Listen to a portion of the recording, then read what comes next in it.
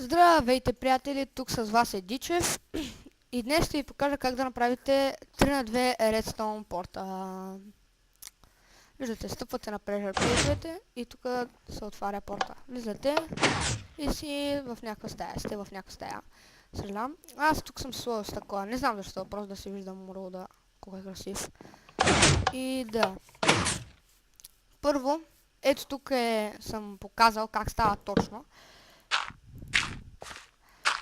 целият Redstone туториал, там целият Redstone. И сега тук да ви го покажа. Взимате си първо пистън, Redstone Torch, някакъв Pressure Plate, някакъв блок рандом, къвто ви си изберете. Аз ще взема необработено и обработено дърво и Redstone. Ако ще питате, текстур пак се казва OCD Craft, не така мисля. Само да ви покажа. OCD пак.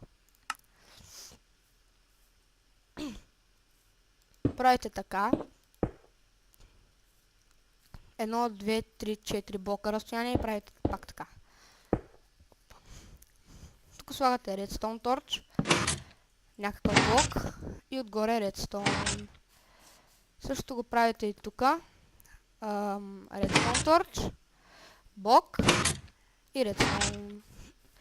И тук запълвате с някакви блокове, каквито ви пожелаете. Аз запълвам с такова дърво. Сега, тук дълбаете и така надолу.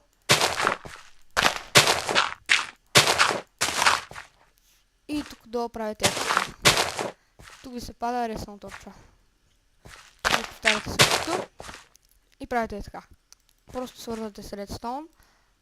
Както и тук, където са ви Pressure Plate-овете. И да, това е. Сега запълвате и слагате Pressure Plate-овете.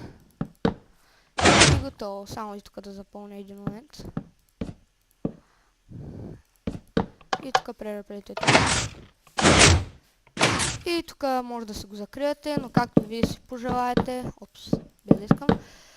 Както вие си пожелаете, това си е лично ваш избор. Ако искате не го закривайте, ако искате го закривайте, ваш си е избор, аз няма да ви казвам какво да правите. И да.